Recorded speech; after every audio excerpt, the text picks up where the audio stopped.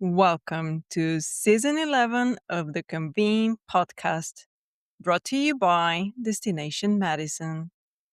This season, we're focused on wellness and designing events that don't exhaust people.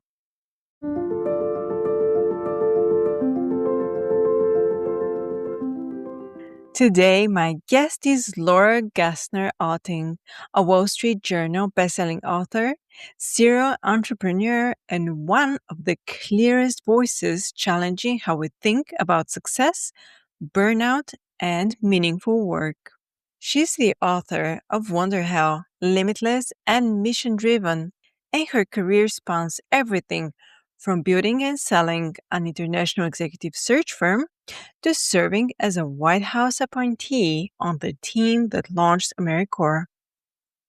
Laura is known for telling hard truths with warmth and clarity, what she calls a punch in the face wrapped in a warm hug.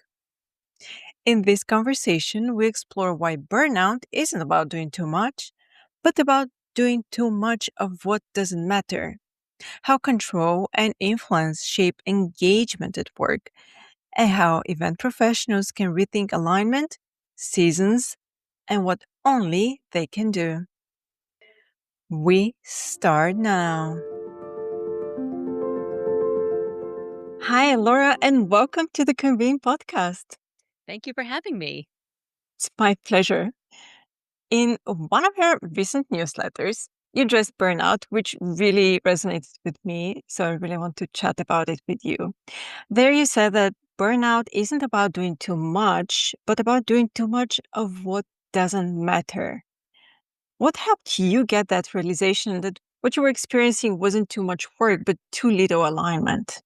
Well, it's very interesting. When I wrote my most recent book, Wonder Hell, I talked to 100 different glass ceiling shatterers, Olympic medalists, startup unicorns, thinkers, creatives, philanthropists, people who have just done superhuman things. And I was struck by the fact that these people who were doing so very much didn't actually feel burnout. They felt the stretch between what they need to do at home, what they need to do at work, what they need to do as a husband or a wife or a partner, as a parent, as a sister, as a brother, as a friend. They sort of felt stretched between these things. But when they were actually in the work that was their work, the work of their lives, what they felt called to do, they never felt burned out. They might have been tired. They might have had some fatigue, but they never felt exhaustion in that way that you're just like, I can't get up tomorrow and do this another day. And so what I realized is that it's not that we're doing too much work, it's we're doing too much of the work that doesn't actually matter to us. And I think part of that is because we spend so much time just taking on new responsibilities, but we never actually stop and ask ourselves, should we still be doing the things that we have been doing, or should we be picking different things? That definitely resonates. I know that feeling oh too well. And for high achieving professionals, which I feel event professionals fit very well in that category, who've done everything right, so to say, but who are deeply exhausted. What are the earliest signs that their burnout is actually a values mismatch, like you said, rather than workload? Well, a lot of times it comes down to, I just can't do this another day. I just don't want to go to work. I'm not excited about what I'm doing. And so they may feel interest and curiosity about the vision. I mean, like, let's take PCMA, for example. You might feel interested and curious and compelled towards the mission of your organization, but the everyday doing of the tasks in order to help that come alive, maybe that's just not something that you want to bring your all to every day anymore. And I think, especially with conference and meeting planners, there are so many little details, but there's also this big picture that we have to be paying attention. We have to be thinking about the members of our associations. While we also have to be thinking about the mission of their companies, so it's not just our company, but it's their companies inside. So there's so many different levels that the members of PCMA have to be thinking about. And when we start having that, well, I just don't really want to do it anymore, or like I did it good enough, or like uh, I'll get to it tomorrow, right? Those are the moments where we're no longer excited to bring our best. And when that happens, we start self-sabotaging. And what I think is so interesting about the self-sabotage piece is that the work still gets done, it's just not getting done in a way that we're proud of.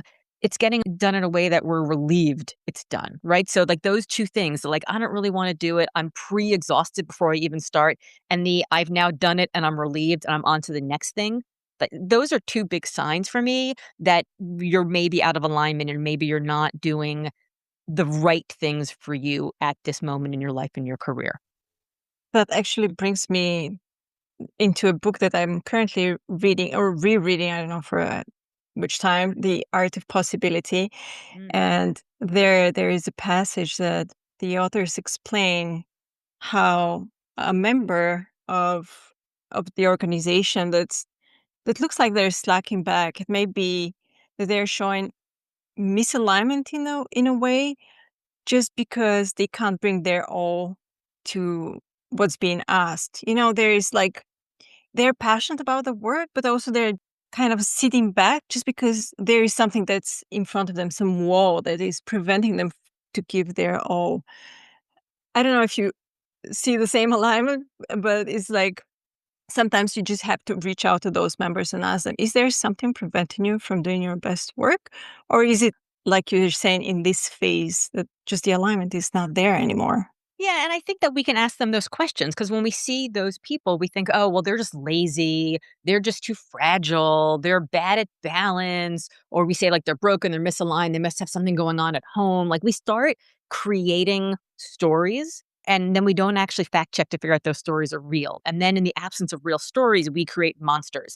So we start assuming that they're going to be even worse the next time. And then we don't give them the project that might excite them and might get the best out of them. So I think it really comes down to asking what's going on with that person, how they're feeling.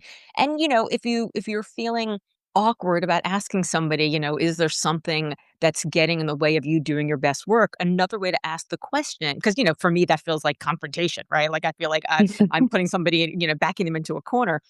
For me, the better question is to ask, what's exciting you about your work right now? What are you looking forward to in this next project? What is something that you're curious about? What are you looking to learn that's different on this next project? And then watching how they light up. One of the things that we used to do, I spent 20 years in executive search, and for us, asking a question and then asking somebody what it is about that thing they just told you about that's exciting, that's interesting, that they learn, that's changed them, that helped them grow. Maybe they tell you a story about a different person and you ask them, what are some of the things about them you'd like to emulate in yourself? And then you just kind of, at the end of their answer, you just count to three. One, two, three. Sounds like forever, right? But if you Mm. just wait, in their mind, it doesn't feel like forever because they're thinking and they think you're thinking. So you're not just jumping in. Worst case scenario, they think that they're being heard because you stop and you're listening before you respond, as opposed to just listening to respond, right? Which is two very different things, listening to engage and listening to respond. And best case scenario, they actually start talking again, right? In the silence of the one, two, three, they start telling you all the things that they hadn't planned to tell you. And then suddenly you get this unguarded answer about what actually does excite them. I had a young woman who reached out to me a couple weeks ago. She's a young woman who I've known almost since she was born. She was a very good friend of my son. And she was asking me about interviewing for jobs. She's coming out of college and she was like, I don't know, Laura, I'm just like, I'm getting to like the second and the third round of interviews and I'm not getting the job. And they just keep telling me they want someone with more experience. And I was like, well, honey, if you're getting to the second or the third interview, they already know how much experience you have. They don't want someone with more experience. They just don't like you. And she was like, "What do you mean?"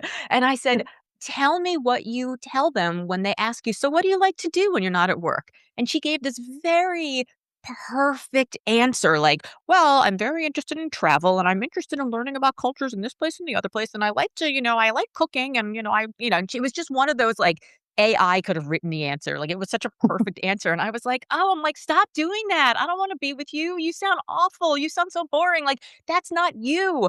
Go be you." And she was like, "Well, what do you mean?" And so I said, "Has there been an interview where you got very uncomfortable in the interview and you just started blathering about something?" And she said, "Yeah, I did have one of those about 6 months ago. And actually, come to think of it, I got offered that job. She's like, I didn't want that job. And I said, yes. I'm like, see, you were you. I was like, so it's not that they want someone with more experience. They just didn't like the you that you presented because you weren't presenting you.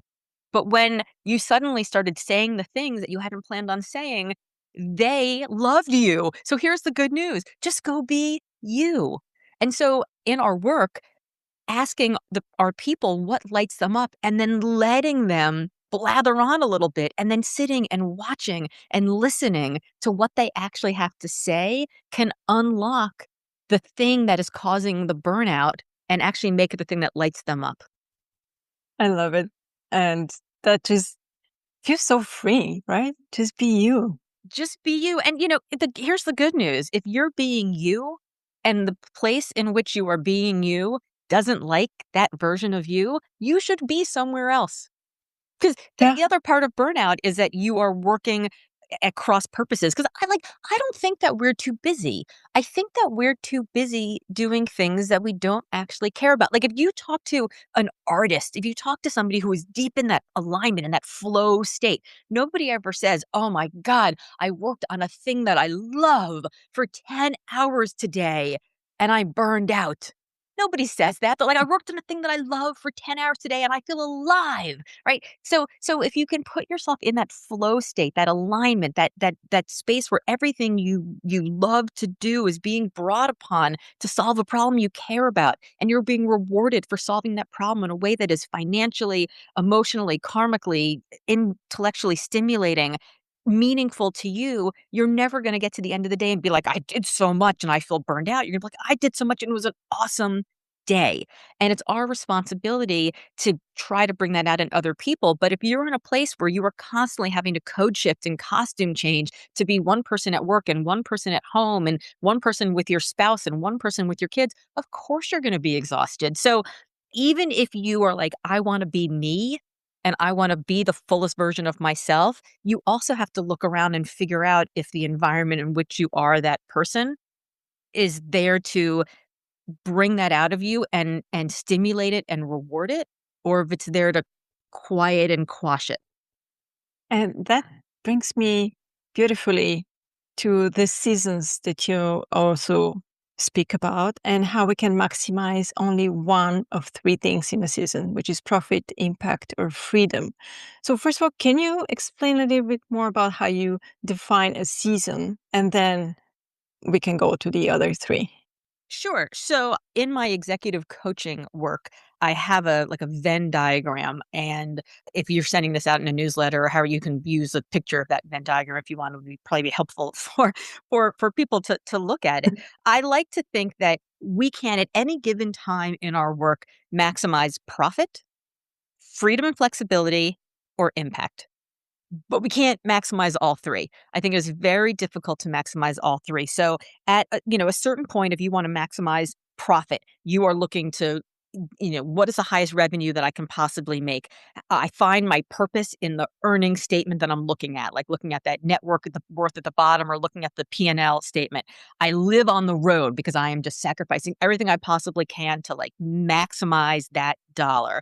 And that's the mogul, right? That's the person who is just they are fully in it. Then you have the person on the other hand who's maximizing impact. They're the one who they have a higher calling. They find their purpose and service towards a mission or towards other people. And but it also creates a fee ceiling because, you're only working sort of towards service. You're not selling your soul to make a lot of money. And so that's like the missionary, right? So you've got the mogul on one side and the missionary on the other. And then there's the person who wants to maximize their freedom and flexibility. And I call that person the nomad, right? They have full autonomy. They find their purpose in the network of friends and family that I call family. And they've got a little bit of a funky impact or cash flow. So that might be in the PCMA world, like a vendor or an independent consultant or somebody who's an event planner who in event season, you're super busy, but you don't want to go work for someone full time. You want to just maximize the fall, maximize the spring, and hold on steady through the summer if that's a quieter time. So you can have one of those three. You can be the mogul, you can be the missionary, you can be the nomad.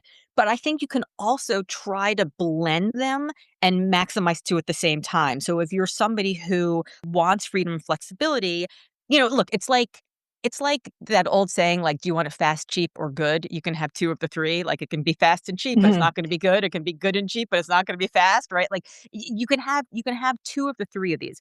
So at any given moment, if you are, say, you want to make a ton of money, but you want to maximize freedom and flexibility, you're probably not working for the nonprofits that are closest to serving like poor kids in need, right? Like they're just not going to pay you as much.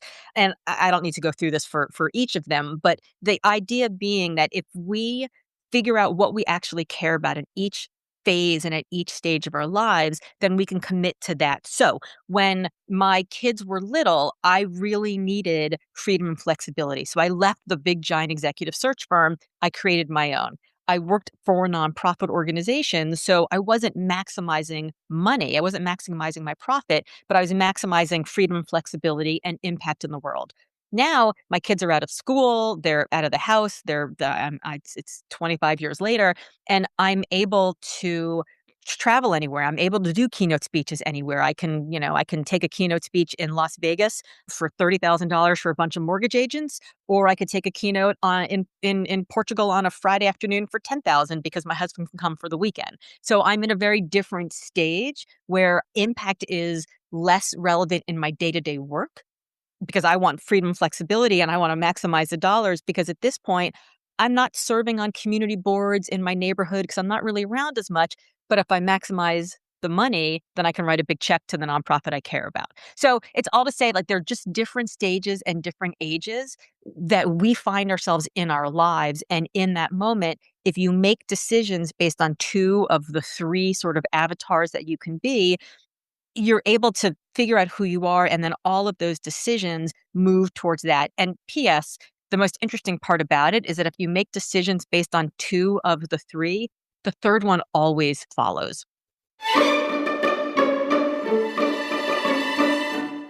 Planners are embracing Tier 2 destinations for new attendee experiences, and Madison, Wisconsin delivers.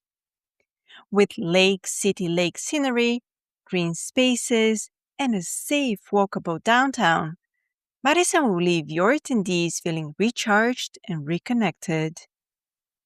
Enjoy urban amenities, a welcoming vibe, and coffee under $48 a gallon. Learn more or submit an RFP at visitmadison.com/PCMA.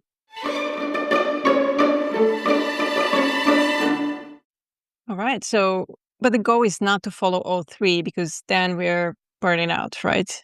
Yeah, I mean, like, if I tried right now to maximize money, right, and, like, go to every possible keynote I could, and also maximize freedom and flexibility, I'm working for myself, I'm not working for somebody else, I'm not working at a consulting firm and doing this on the side, but also at the same time, I only wanna do work for organizations that are close to the missions that I care about, that's an impossible task. Then you've got, three masters, you're being pulled in three different directions, and some of those are at cross purposes. So if I'm saying I want to maximize the money that I'm making from every keynote, but I only want to do it for, hospitals and nursing homes and shelters for abused children and not do it for pharmaceuticals or the mortgage industry or other places that, you know, pay more money for their speakers, that's very difficult to do. But what I'm saying about if you do two and the third one follows is if I do a bunch of keynotes for the pharmaceutical industry, I can actually give money to the healthcare organization that I care about because I've made more money personally. So you can be all three. You just can't be all three at work. So if you do two, you can make the other one happen. I love it. It's So, kind of what complex pushes? to talk about over like a podcast because you sort of need the visual. I guess the simplest way to think about it is like, why do you do the work you do? What are you trying to solve for right now? Right? What is the calling that you care about? And the calling can be, do I want to, make a ton of money and, have my kids be able to make different decisions than I had to make because they don't have to have, debt, right? Like, do I want to make a lot of money? Do I want to serve a leader who inspires me? Do I care about this mission? Do I want to build a business, right? Like, what is the thing? What is the reason? What's the why behind the work that you do? And then looking at your calendar, your email, your to-do list and asking yourself, does this work actually connect to that calling? Does being on this bake sale committee, does going to this meeting, does taking on this client get me closer to that version of myself, or does it get me farther from it? And when you answer those questions, that kind of puts you in one or two of these avatars. You stole my question about what questions could we ask? So perfect. Yeah, I mean, I think we wanna ask ourselves why we're doing the work we're doing. Does the day-to-day work actually get us closer to that? And by the way, in a survey of 10,000 people, I think when I spoke to PCMA a few years ago, I had 5,000 results, and we now have 10,000 results. We have 10,000 results from 113 different countries. Less than half of all workers can tell you what the long-range goals of their companies are. Less than half of all workers can tell you how their own work on a day-to-day basis actually fits into those long-term goals. And less than half of all workers can tell you what they themselves need to do to reach their own long-term goals. So we have to stop and ask ourselves these questions. And the reason why is because somebody handed us at 15, 16, 17 years old a definition of success. What school do you wanna go to? What trade do you wanna take up? What kind of career do you wanna have? Who do you wanna be when you grow up? And we all decided something, most likely that was palatable to our parents or whoever our caregivers were or our teachers or our friends at the time, and then we never stopped to look back and say, "Is this really who I wanna be? Is this really what I wanna be?" And what happens is, we're asked to make that decision when we're 15, 16, 17 years old, but we literally don't have a frontal lobe at that moment in our lives. We don't have a frontal lobe till 10 and maybe 15 years later. And that's the part of our brain that helps determine good, logical, sound decision making. So if we're asked to make this decision before we're literally capable of making a good one, is it any surprise that we make a decision and then we look back years later and we're like, well, I don't know. Is this really who I am? Is this really what it's going to be? Is this my life?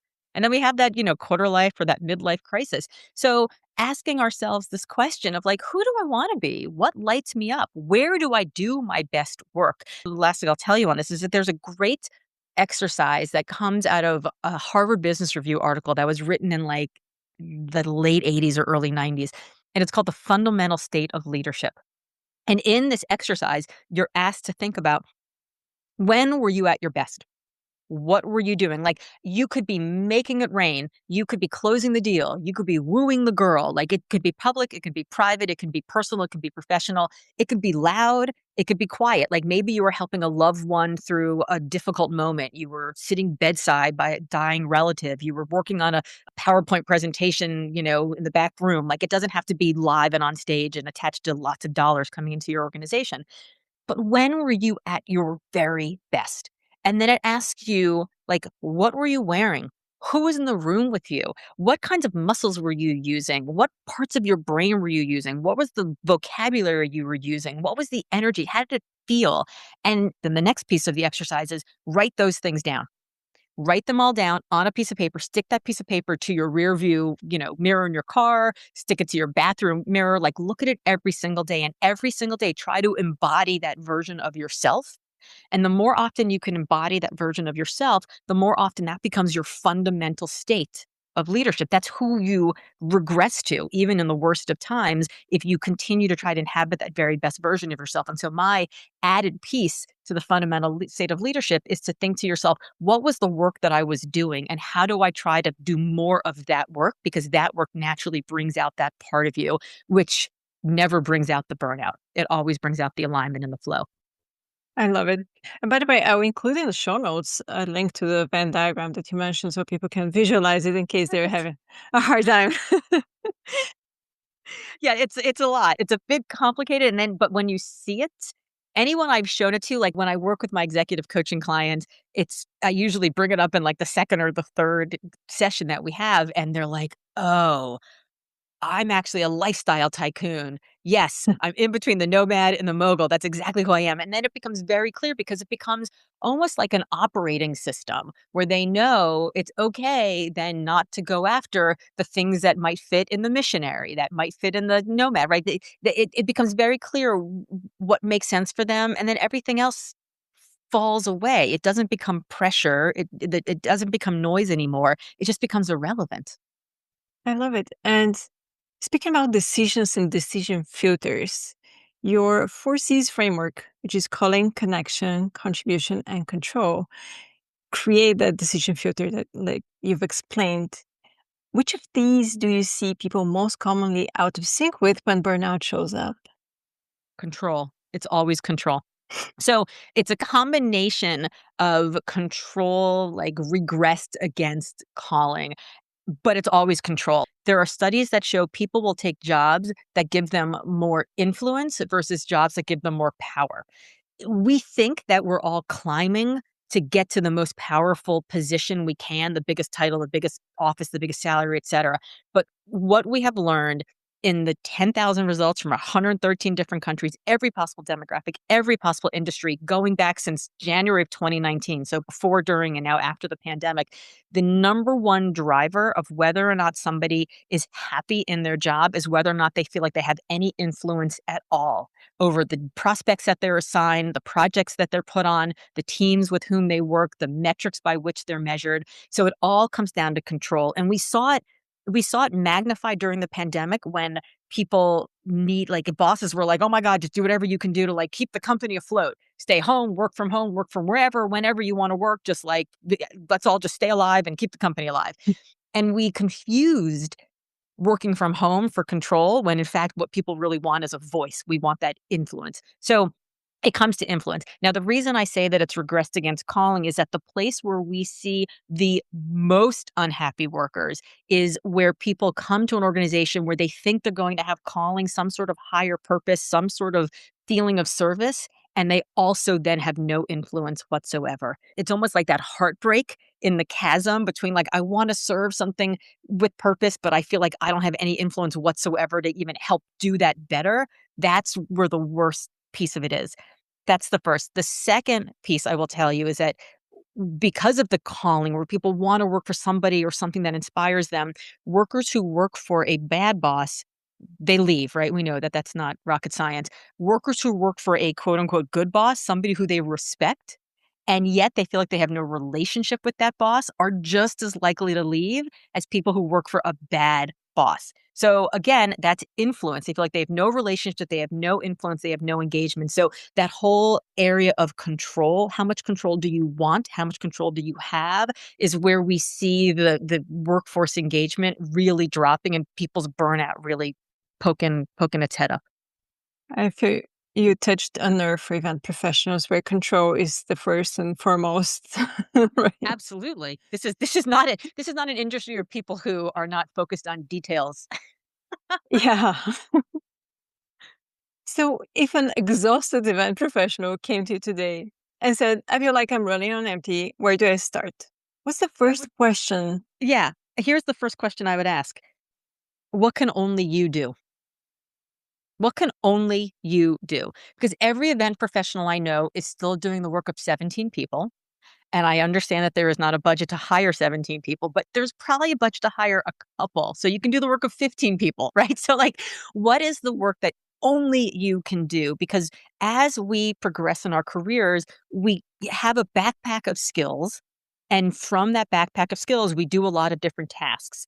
And as we progress in our careers and we get more skills and we are promoted and we're in charge of more things, we still have that whole backpack and we don't hand the backpack to somebody else. And so we keep doing all of the tasks that maybe were a job or two jobs ago in our career. Now, obviously, we're all understaffed, we're all under budgeted. So we're going to have to do some of those things, but we don't have to do all of them. And so the question that I ask people is, what can only you do? Because the highest and best use of your time is to do what only you can do. Otherwise, you're wasting your time doing things that other people should do. And by the way, you're stealing from the people who are coming up behind you who need to do those tasks in order to grow in their own jobs. So, it's hard. It's hard to give things up. People are going to get things wrong. It's going to create a few like minor crises in the organization. But what can only you make happen? Start there, do those things, and delegate everything else you possibly can. Was there anything we didn't mention, but we definitely should before we wrap up? Oh gosh. No, I think we covered a lot. We certainly did. At the same time, I feel like we've only scratched the surface, so I'll definitely redirect people to your books and to your work, to your newsletter, and everything that you're putting out there? I mean, I guess what I would say is that if people are feeling burned out, they could go online to my assessment at limitlessassessment.com. And it's a 56 question survey. It takes about 20 minutes, so it's a little bit in depth, but it's your life, it's your career. You owe it to yourself to be a little bit in depth about figuring out what's going on. And from that survey, what you'll get is basically a diagnosis about exactly where your life and career is in alignment and where it's not, and a very specific, detailed PDF that'll help you with things that you can do today to help move into the season of your life that you want. I love it. I think that's a beautiful end to our conversation, Laura. Thank you so much for being on the podcast. Thank you for having me. I appreciate being here.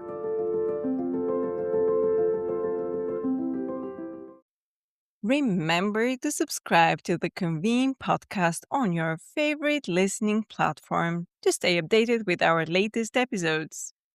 We want to thank our sponsor, Destination Madison. Go to visitmadison.com/PCMA to learn more. For further industry insights from the Convene team, head over to pcma.org/convene. My name is Maggie.